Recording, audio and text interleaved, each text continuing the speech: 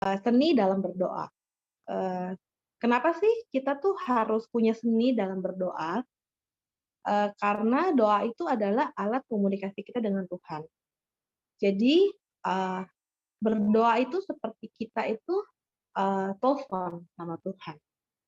Jadi kita tuh harus punya seni, seperti, kita kalau telepon sama suami atau sama anak kita, sama juga seperti kita telepon sama Tuhan. Jadi kita harus punya seni. Kedua, doa itu tuh dilakukan setiap hari dan, setiap hari dan rutin. Jadi berulang-ulang, seperti hubungan orang tua dan anak. Jadi kalau gue sama nyokap gue itu, mmm, berdoa kan komunikasi ya. Jadi gue kalau sama nyokap gue tuh hampir setiap hari gue mempunyai komunikasi, even gue cuma nanya, "Apa kabar?" sama nyokap gue. Nah, sama seperti kita berdoa sama Tuhan. Ibaratnya kita tuh ketemu sama orang tua everyday. Nah, waktu kita berdoa itu, kita tuh menyamakan pikiran kita dengan Tuhan. Artinya apa? Connected. Kita itu, kadang-kadang gue sama nyokap gue aja suka nggak connect gitu, kalau lagi nggak connect, ya nggak connect. Nah, sama juga seperti kita dengan Tuhan. Kenapa kita harus berdoa sih setiap hari, dan kenapa sih kita harus punya seni berdoa? Karena kalau kita nggak punya seni dalam berdoa, menurut gue bosen lama-lama. Doanya itu doang. Nah, eee, dan kita harus connect kan sama Tuhan gitu. Kalau nggak connect juga lama-lama bingung kan, maksudnya jadi boring ya, ngapain sih gue ngomong sama Tuhan, nggak nyambung nih ibaratnya gitu. Nah, that's why kita tuh harus punya seni dalam berdoa. Gimana sih seni dalam berdoa? Kalau gue itu selalu punya journey, gue punya schedule dan journey dalam berdoa gue. Supaya gue nggak bosen gimana caranya, yaitu pertama, gue tuh bikin schedule tuh Senin sampai Minggu. Nah, apa sih, schedule gue? Schedule gue itu, gue Senin misalnya cuma berdoa buat keluarga gue, spesifik gue berdoa. Terus hari Selasa gue tuh berdoa nih buat bangsa dan negara. Jadi gue doain Indonesia, gue doain, presiden dan semuanya. Nah, hari Rabu kadang-kadang gue cuma ambil doa buat berdoa doa Bapa kami. Terus hari Kamis, gue misalnya berdoa nih, tapi gue cuma doa dari baca Alkitab. Salah satu ayat yang favorit gue adalah di Mazmur 23 ayat 1-6. Hari Jumat, gue cuma doa ngucap syukur. Jadi waktu gue berdoa di hari Jumat itu, gue cuma ngucap syukur aja sama Tuhan. Buat, keluarga, buat seks, buat look, buat kesehatan, buat berkat, buat orang tua. Terus gue berdoa juga buat, bersyukur gue masih punya usaha, gue bersyukur kalau gue sampai hari ini masih Tuhan menjaga, Roh Kudus tetap jaga gue. Nah, hari Sabtu gue doa menyembah dan berdoa. Maksudnya gini, gue nyembah, gue cuma nyanyi, terus gue nyembah Tuhan, gue nyanyi, gue nyembah Tuhan. Hari Minggu, gue biasanya berdoa buat gereja dan komunitas. Salah satunya Fuse, gue berdoa buat hmm, founder-founder Fuse, gue berdoa buat Cia Mary, gue berdoa sekarang buat Ronald Yuki, buat Anton Paulin, buat core team, buat semuanya gue berdoa. Kenapa sih gue bikin jadwal doa begini? Alasan pertama gue supaya gue nggak boring. Kalau gue setiap hari berdoa hal yang sama, menurut gue I will boring gitu. Gue akan boring, gue akan bosen. Lama-lama gue jadi males berdoa. Tapi dengan adanya jadwal doa begini, dengan gue sebutnya ini adalah seni dalam berdoa. Gue excited berdoa. Gue jadi seneng berdoa. Kenapa sih kita harus senang berdoa? Karena Tuhan seneng connect dengan kita. Kalau gue Kalau nyokap gue ya, setiap hari tuh pasti nyariin gue. Even cuma nanya, "Lu lagi apa? Udah makan belum?" Itu orang tua kita. Gimana Tuhan? Kalau kita bisa connect sama Tuhan, kita bisa ngobrol sama Tuhan lewat doa, itu menurut gue Tuhan pasti seneng banget. Nah, doa itu gimana sih caranya? Kalau gue, doa sih nggak pernah doa gue bagus kayak pendeta-pendeta besar. Kalau gue berdoa sama Tuhan, gue menganggap Tuhan itu karena bokap gue udah nggak ada, gue menganggap bahwa Tuhan itu adalah bokap gue. Ada kalanya gue menganggap Tuhan itu teman gue. Ada kalanya gue menganggap Tuhan itu Tuhan gue. Dan ada kalanya gue menganggap Tuhan itu menjadi kakak gue. Jadi gue berdoa tuh bener-bener santai banget. gitu loh. Nggak yang bagus-bagus gitu doa gue, tapi gue selalu berdoa tuh simple thing, yang penting gue connect sama Tuhan. Itu yang paling penting. Karena berdoa itu benar-benar kita tuh berkomunikasi gitu. Bukannya kita tuh meminta, terus bukannya kita tuh berdoa tuh jadi kayak bertele-tele gitu. Tapi kita komunikasi sama Tuhan. Kalau komunikasi kan ada dua arah berarti kan. Nah, gue menganggap gue cerita sama Tuhan. Itu waktu gue berdoa. Nah, gue mau kita coba doa Bapa Kami dulu deh, Nal. Nah, ini. Oh, sorry. Nah, ya. Doa Bapa Kami salah satu doa yang gue favorit banget. Karena menurut gue, di sini tuh bener-bener semua doa yang kita bawain tuh udah tercantum. Mungkin kalau misalnya yang Katolik gitu ya, kalian mungkin bisa tambahin seni berdoa ini adalah doa Maria, Salam Kudus. Supaya apa? Gak bosen gitu loh. Nah, gue minta ini nanti nggak usah dibacain, tapi gue yang bacain aja lah ya. Nah, doa ini kan disebutkan, Bapa kami yang ada di surga, dikuduskanlah namamu, datanglah kerajaanmu, jadilah kehendakmu di bumi seperti di surga. Berilah kami pada hari ini makanan kami yang secukupnya, dan ampunilah kami atas kesalahan kami. Seperti kami juga mengampuni orang yang bersalah kepada kami. Dan janganlah bawa kami ke dalam percobaan, tapi lepaskanlah kami dari yang jahat. Karena engkaulah yang mempunyai kerajaan, kuasa, dan kemuliaan sampai selama-lamanya. Nah, buat gue doa ini benar-benar powerful sekali.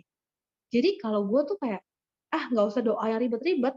Kalau memang bingung nih, doa apa ya hari ini? Doa aja Bapak kami. Karena menurut gue doa Bapak kami ini udah benar-benar cukup banget. Ini kan Tuhan lagi ngajarin murid-muridnya waktu di atas bukit. Nah, ini tuh doa yang menurut gue ini doa mula-mula yang Tuhan ajarin kita. Jadi kalau gue, ini doa Bapak kami ini powerful banget nih doanya nih. Kalau gue, makanya that's why gue ambil satu hari, gue cuma doa Bapak kami doang. Karena kita juga nggak boleh melupakan bahwa apa yang Tuhan ajarkan. Doa pertama yang Tuhan ajarkan. Nah, yang kedua doa yang gue selalu ambil waktu adalah doa ini, Mazmur 23 ayat 1 sampai 6. Ini juga bagus banget gitu ya. Kita tuh berdoa sama Tuhan benar-benar ini tuh waktu Daud bikin ini ayat, menurut gue ini tuh Daud benar-benar tuh apa very kreatif, bener-bener dia tuh orang seni banget sampai dia bisa bikin puisi yang bagus banget buat Tuhan. Dia bilang kan Mazmur Daud, Tuhan adalah gembalaku. Dia nggak kekurangan kita. Dia membaringkan aku di rumput yang hijau, dia membimbingku ke air yang tenang, ia menyegarkan jiwaku, ia menuntun aku ke jalan yang benar oleh karena namanya. Sekalipun aku berjalan dalam lembah kekelaman, aku tidak takut bahaya, sebab engkau besertaku. Gadamu dan tongkatmu itulah yang menghiburku. Engkau menyediakan hidangan bagiku di hadapan lawanku. Engkau mengurapi kepalaku dengan minyak, pialaku penuh melimpah. Kebajikan dan kemurahan belaka akan mengikuti aku seumur hidupku, dan aku akan diam dalam rumah Tuhan sepanjang masa. Ini tuh bagus banget. Menurut gua kalau kita bisa doa ini, itu benar-benar Tuhan tuh wow, maksudnya Tuhan tuh bakalan bakalan happy banget gitu karena kita tuh benar-benar menyerahkan hidup kita sama Tuhan. Kita tuh bawa kalau gembala tuh benar-benar dia tuh gue tuh pernah ke New Zealand ya, gue pernah lihat orang ngembalain domba. Orang kalau ngembalain domba, itu dia benar-benar jagain dombanya supaya dombanya itu tuh nggak jatuh, nggak hilang. Gue pernah ketemu orang ngembalain kambing. Beda, kalau kambing itu dia pakai, biarpun ada anjing penjaga ya, si domba itu dijagain sama anjing penjaga. So far, jadi benar-benar si gembala itu make sure bahwa dombanya itu nggak ada yang hilang. Itulah gembala, gitu. Dan Tuhan tuh benar-benar gembala yang baik. Dia benar-benar tuh ngejagain kita. Di sini dia bilang kan, sekalipun aku berjalan ke dalam lembah kekelaman. Jadi kalaupun kita merasa kita jalan di jalan yang salah, kita nggak takut bahaya karena kita tahu ada Tuhan yang beserta dengan kita. Dan di sini disebutin kebajikan, kemurahan itu mengikuti kita sepanjang umur kita dan kita tuh akan diam di rumah Tuhan sepanjang masa. Ini tuh benar-benar menjadi doa gue sampai nanti gue mungkin pulang ke rumah Tuhan. Dan gue berharap ini menjadi salah satu doa yang yang kita juga bisa panjat. Nah, sekarang pertanyaan gue adalah gini, kita pernah merasa bosan nggak sih berdoa? Kita doa tuh kayak gini-gini aja, kita cuma berdoa terima kasih Tuhan mungkin buat suami, anak, orang tua, semuanya yang Tuhan kasih. Kita pernah nggak sih ngerasa bosan? Kedua, kita merasa nggak sih kalau doa kita tuh kayak belum dijawab sama Tuhan? Gue sih banyak banget gitu. Kok kayak Tuhan, gue udah bertahun-tahun doain, kok gue kayaknya udah doain berbulan-bulan, tapi kok kayak Tuhan gak jawab doa gue ya? Ada yang salah ya dalam diri gue apa? Atau mungkin dosa gue kebanyakan itu. Tapi yang gue temuin biasanya, kalau doa gue belum dijawab sama Tuhan adalah ada 3 hal yang gue temuin dalam doa gue. Yang pertama adalah biasanya gue ragu sama Tuhan. Gue tuh kadang-kadang kalau misal doa gue gak dijawab, gue sendiri kayak ngerasa, aduh Tuhan bisa gak ya jawab doa gue? Gue ngeraguin Tuhan. Dan waktu gue ngeraguin Tuhan, gue yakin banget kalau Tuhan tuh gak bakal jawab doa gue. Bukannya Tuhan tuh jahat ya, tapi gue merasa bahwa gue gak percaya. Nah, ada ayatnya nih, Mazmur 21 ayat 22. Dan apa aja yang kamu minta dalam doa dan penuh kepercayaan, kamu akan menerimanya. Jadi kalau gue tuh, ini juga buat gue juga gitu. Jadi waktu gue doa, gue harus yakin, gue percaya kalau gue tuh bisa, Tuhan tuh bisa kasih gue. Yang kedua motivasi. Kadang-kadang doa gue nggak dijawab, karena gue merasa bahwa gue salah motivasi. Contohnya ya, misalnya gini, gue mau dapetin satu proyek. Tapi motivasi gue adalah gue pengen ngalahin rival gue, gitu ya. Rival gue nih mau gue kalahin gitu. Itu kan motivasi yang salah, karena gue tuh pengen ngerasa bahwa gue nih hebat nih, gue bisa ngedapetin ini proyek gitu. Dan gue yakin banget Tuhan gak akan kasih gue, even gue udah doain. Jadi itu cuma buat muasin hawa nafsu gue supaya gue dapet proyek itu. Nah, ada ayatnya nih, Yakobus 4 ayat 3. Atau kamu berdoa juga tetapi kamu tidak menerima apa-apa karena kamu salah berdoa. Sebab yang kamu minta itu kehendak kamu habiskan untuk memuaskan hawa nafsumu. Ini bener banget nih. Ini waktu gue baca ayat ini gue bener-bener kayak ditampar sih. Karena kadang-kadang gue juga begitu. Gue doa sama Tuhan, tapi motivasi gue salah. Cuman pengen muasin hawa nafsu gue gitu loh. Nah, ketiga adalah Tuhan punya rencana yang baik untuk kita. Yesaya 55 ayat 8 dia bilang begini, sebab rancanganku bukanlah rancanganmu dan jalanmu bukanlah jalanku, tapi firman Tuhan. Ada kalanya Tuhan gak jawab doa kita karena Tuhan tahu kita belum siap. Contoh, mungkin gue saat ini gue berdoa mungkin untuk bisnis misalkan. Kayaklah contohlah ikan for fish. Gue tuh doain terus setiap hari lah gue doain, maksudnya Tuhan kirimin pembeli karena gue tuh pengen banget ini bisa jalan, ini ikan gitu. Tapi gue tahu di satu sisi bahwa ikan ini belum siap untuk gue panen. Tapi gue minta sama Tuhan gue pengen jalan nih usaha ikan. Gue pengen buktiin nih kalau gue bisa gitu ngejalanin ini usaha. Gue bikin usaha panel aja gue bisa jalanin. Panel loh yang susah gitu. Apalagi cuma jualan ikan. Gampang lah buat gue. Chill gitu kan ya. Dan motivasi gue udah salah tuh awal-awal.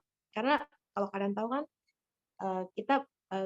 waktu kalian tahu kan jadi kita tuh ditinggal sama partner Sisek waktu awal-awal pandemi.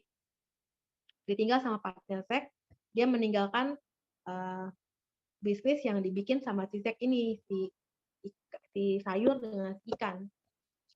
Nah, gue tuh pengen buktiin bahwa gue bisa jalanin ini dan gue bisa gedein ini usaha tanpa partner Sisek. Karena dia ninggalin tuh tanpa tanggung jawab. Belum BEP, lu udah tinggalin usaha.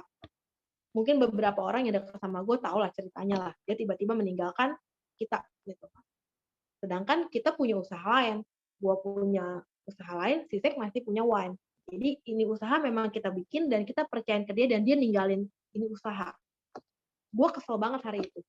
Jadi gue membuktikan nih, satu motivasi gue udah salah. Gue mau buktiin kalau gue bisa jalanin nih usaha sayur sama ikan ini. Kedua, gue udah nggak mikirin rencana Tuhan dalam hidup gue. Jadi gue cuman jalannya gue aja. Jadi gue ibaratnya gue terjang semuanya gitu loh. Termasuk si ikan-ikan ini. dan beberapa bulan yang lalu penjualan gue nggak bagus. Gue tanya Tuhan dong, "Kenapa nih Tuhan? Gue udah doa sama lu, gue udah segala macem deh," gue bilang deh.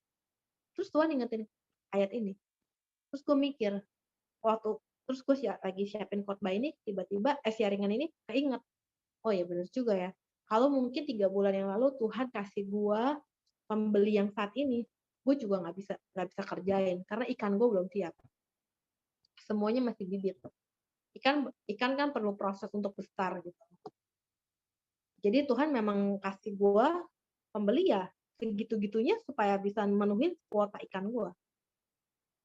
Jadi kadang-kadang doa kita tuh kalau nggak dijawab sama Tuhan, karena Tuhan tahu kita belum siap. Gitu. Mungkin kalau hari ini ada yang struggling dengan bisnis, struggling dengan pasangan, kenapa ya pasangan gue mungkin belum berubah? Mungkin Tuhan tahu kita yang belum berubah, bukan pasangan kita yang belum berubah. Mungkin ada juga yang berdoa, kok usaha gue nih kayak mandek gitu, kayak bukan mandek ya, kayak ya maksudnya stagnan gitu. Karena mungkin Tuhan tahu kalau lu dikasih sukses, lu akan sombong. Hati lu lagi di proses Tuhan, tetap humble waktu Tuhan kasih lu usaha yang bagus, yang bener-bener tuh usaha yang sukses.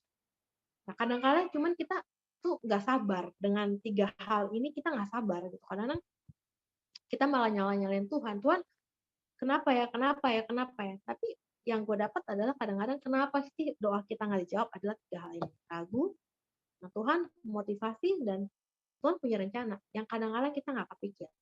Kenapa gue bilang kita harus punya seni dalam berdoa? Supaya kita connected, waktu kita connect sama Tuhan, waktu kita ngerti, oh kenapa nih Tuhan begini, kenapa Tuhan kasih ini dalam hidup kita tidak pernah ragu dengan Tuhan. Makanya gue selalu bilang, gue salah satu mungkin orang yang senang berdoa. Karena waktu gue berdoa, gue masuk ke dalam, waktu gue berdoa, gue masuk ke dalam, apa ya, ke dalam rumahnya Tuhan, dan gue menyamakan pemikiran gue dengan pemikiran Tuhan, supaya kita tetap connect sama Tuhan. Kalau gue udah gak connect, udah pasti gue gak berdoa. Kalau gue hatinya lagi ngaco, udah pasti gue gak connect. Mau doa kayak gimana pun, mau jungkir balik, itu gue nggak bisa connect sama Tuhan. Dan waktu gue nyembah Tuhan pun kosong di hati gue. Tapi waktu gue penuh, waktu gue connect sama Tuhan, itu bener-bener tuh ada kalanya gue tuh kayak menanyakan sesuatu aja, Tuhan tuh taruh di hati gue. Banyak yang Tuhan taruh. Kalau kalian tahu, beberapa hari yang lalu gue masukin di Instagram gue ayat Alkitab di Mazmur, terus gue bilang, gue tuh lagi ngerasa orang-orang tuh jahat banget sama gue. Tapi gue baca Alkitab, gue doa, Tuhan tuh kasih gue ayat menghiburan. Itu benar-benar kenyataan di hidup gue. Jadi kita kan lagi renovasi rumah kan. Lagi renovasi rumah, itu tetangga belakang gue sama tetangga samping gue itu jahat banget, itu rese banget. Tetangga belakang, jadi ini rumah gue, ini rumah dia, ini rumah gue, kita pantat-pantatan ya posisinya. Itu dia WhatsApp gue ngancem-ngancem. Katanya gue itu mengganggu keluarga dia, dan dia akan ganggu keluarga gue, dia akan ganggu anak gue kalau gue udah pindah. Karena dia merasa bahwa pembangunan rumah gue ini berisik, anaknya keberisikan. Jadi gue tuh sampai gue bener-bener tuh gue sedih banget gitu. Ini orang jahat banget. Gue kayaknya nggak pernah deh ngancem-ngancem orang gitu loh. Dan memang kondisinya rumah gue lagi renovasi. Ya mungkin Stella tahu lah sama Kevin, yang namanya renovasi rumah, ngebangun rumah kan pasti berisik lah ya. Itu satu. Terus tetangga sebelah gue, ada satu om-om, dia kenal gue dari kecil. Jadi itu tetangga lama gue, itu dia WhatsAppin gue, dia bilang gue tuh orang yang tidak tahu aturan, orang yang tidak tahu waktu, orang yang payah, dia katain gue payah, karena gue berisik. Jadi karena gue lagi bongkar, ya Steffi juga ngerti lah ya namanya renovasi rumah, tembok gue bongkar kan, karena mau gue plester, gue bongkar. Itu 2 orang itu, gue sampai nangis tuh. Ini orang jahat-jahat banget gitu. Apalagi yang belakang rumah gue. Yang belakang rumah gue kita itu, sampai gue nggak kenal dia siapa. Dia WhatsApp gua, sampai ngancem-ngancem gua, sampai dia bilang, "Saya orang Indo, nggak punya rasa kemanusiaan, minim moral," segala macem. Gue syok banget gitu, dan dia ngancem gua. Pokoknya dia bilang, "Saya akan ganggu keluarga kamu, bla bla."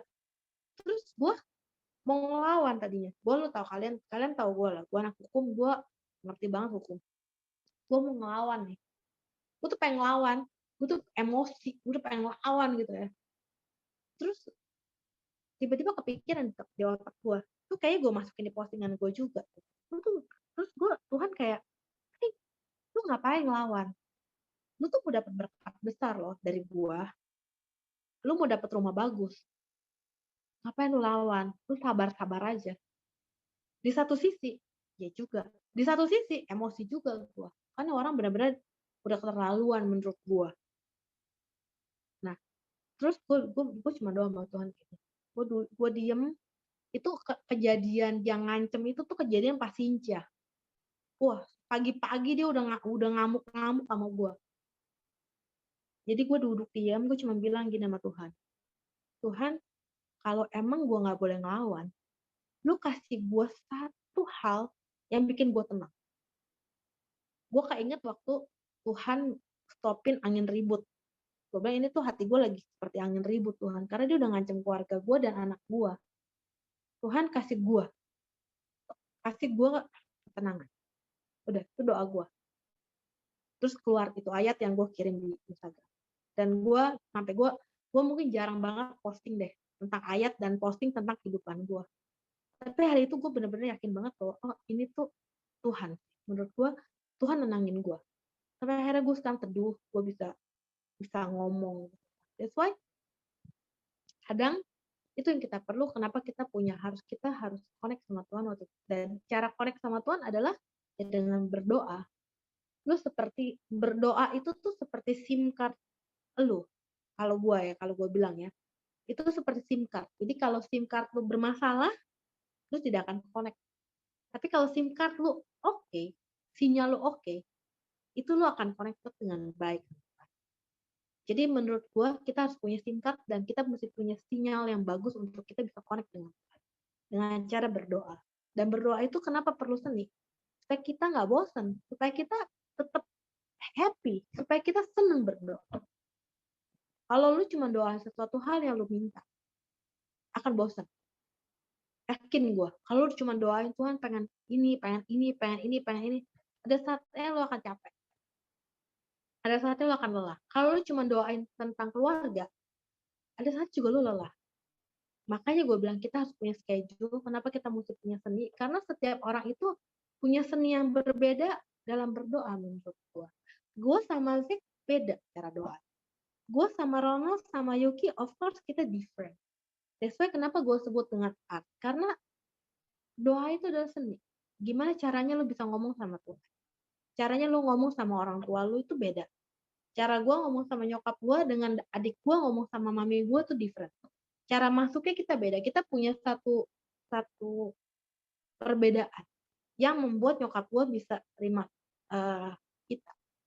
Sama seperti Tuhan. So kita mesti punya art of the prayer. Karena memang hidup kita setiap hari harus berdoa sama Tuhan supaya kita tetap berkomunikasi. Kalau lu nggak doa sama Tuhan setiap hari, lu seperti anak hilang menurut gue. Kayak gue dulu pernah sekolah di luar negeri, jauh, tapi ada Skype, zaman gue dulu ada Skype, ada WhatsApp. Itu kan intinya apa? Supaya kita tetap connect kan dengan keluarga kita, dengan orang tua kita. Sama seperti kita dengan Tuhan. Kita harus tetap connect sama Tuhan every day. Dengan cara apa? Berdoa. Karena nggak ada cara lain untuk kita bisa connect sama Tuhan selain kita berdoa. Itu aja sih yang dari gue hari ini sharing. Justru yang gue mau banyak diskusin adalah, lu pernah nggak sih ngerasa bosen setiap hari dengan doa-doa lu? Kedua, lu ada nggak doa lu yang lu rasa kok kayak udah gua doain tapi kok nggak dijawab-jawab Tuhan ya? Nah ini gua ada beberapa ayat yang mungkin menjadi ayat ayat apa ya? Ayat tentang berdoa sih. Bagus sih menurut gua. Ada Roma 12 ayat 12, ada Mazmur 5 ayat 3, ada Markus 11 ayat 23, ada 1 Tesalonika. Nah, ini adalah ayat-ayat yang gue dapetin tentang berdoa.